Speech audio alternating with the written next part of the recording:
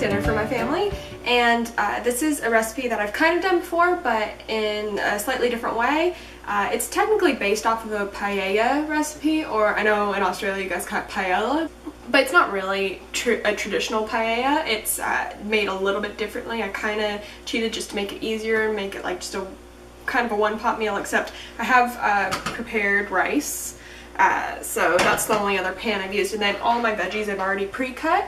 So let's get started. So and also I don't have a paella dish, I just have this nice big pot, which is why it's also not a traditional paella. That's alright, it's all good. So I'm going to start by heating up the pan, maybe without burning my eyebrows off. Okay, cool. So I'm just going to add a little bit of oil to the bottom of the pan, just a little bit. I'm using grapeseed oil, but you can use whatever oil. And then I'm going to add the onions into the bottom of the pan and kind of let those cook first, but I'm going to wait for it to heat up just a little bit longer. Let's start with some onion. So as you can see on my lovely pre-chopped chopping board, this is my onion going in the pan. I used one medium-sized onion chopped up. I like to read recipes like novels, so I don't follow them exactly, but I do get the gist of it. Freshly. That is such a nice sound, right? Just a little bit of salt. I'm using Himalayan pink salt and freshly ground black pepper to add into that. This is going to be a really nice warming meal because it's finally starting to get a little bit cold here in Southern California. I got my flannel on. I'm pretty stoked. Alright, so you're just waiting for those onions to get nice and translucent, you know, start to have an aroma. So I'm also going to add some garlic in. This is crushed garlic, so it's about 6 cloves worth that I did up in there. Who doesn't love the smell of garlic and onion? I mean, far out. Alright, so I'm also using organic canned diced tomatoes, and it's no salt added, you know, just in tomato juice. But that's going to be the next ingredient that I pop into our dish. Alright, so I'm going to add, like I said, those organic tomatoes, and it's just 1 can. And you're going to want to let this kind of cook and simmer until most of the liquid has evaporated. So you really just want the tomatoes and the onion and garlic left in there. Also, if I say tomato 1 second and tomato the next second, I apologize. I've been living in Australia for 4 years. I'm back in California after a good long break, and I don't know what dialect I'm speaking right now. I turn up that heat just a smidge. It's like slightly above medium at the moment, the heat. You don't want it to burn, but you also want it to kind of keep at a good pace. Alright, so that just took a few minutes on, like I said, medium to high heat. Now it's pretty much just the onion and tomato and garlic in there. So next I'm going to add my paprika. So I'm going to do approximately 2 teaspoons of paprika, and you can use smoked paprika if you like that flavor. You can use sweet paprika if you're not into that. Mine is literally just labeled paprika. So, and then I also like a little bit of a kick. I'm not going to add too much, but I'm going to add some red chili flakes as well, just crushed red chili flakes, just to add a little bit of flavor.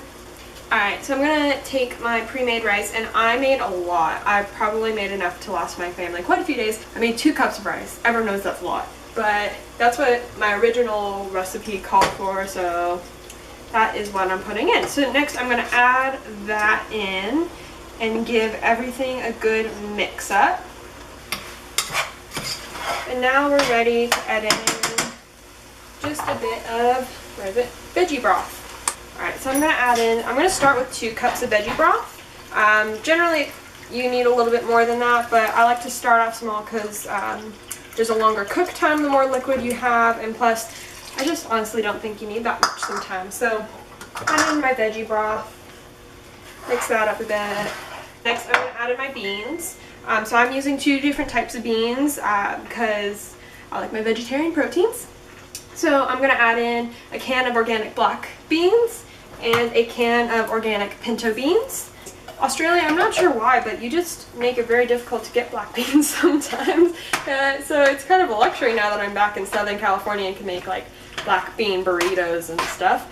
Next up, we're going to chuck in some green beans. So This was frozen green beans. This was a 12-ounce pack of frozen green beans. So next up, I'm going to add in my capsicum. I've done up about 3/4 of a capsicum, a red bell pepper, excuse me, I'm in California, and I'm going to chuck that in. And this is the last thing I'm going to be really mixing in. Actually, I might add another 1/2 cup of veggie broth. So that brings us to like 2.5 cups of veggie broth. So I'm just going to lay these artichoke hearts on top. I know paella is usually like really beautiful. This is not going to be really beautiful. This is just going to be really yummy.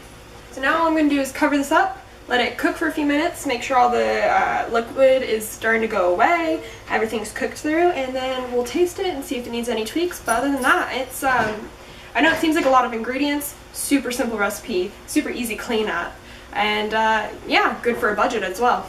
See you in a few.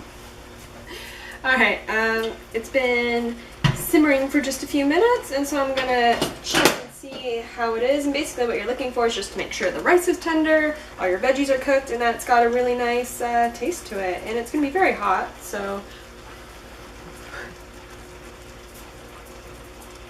it's very hot, but it tastes awesome. I mean, it has a really nice flavor to it. It's not too spicy. So I've put all of the ingredients and the instructions in the description thingo down below.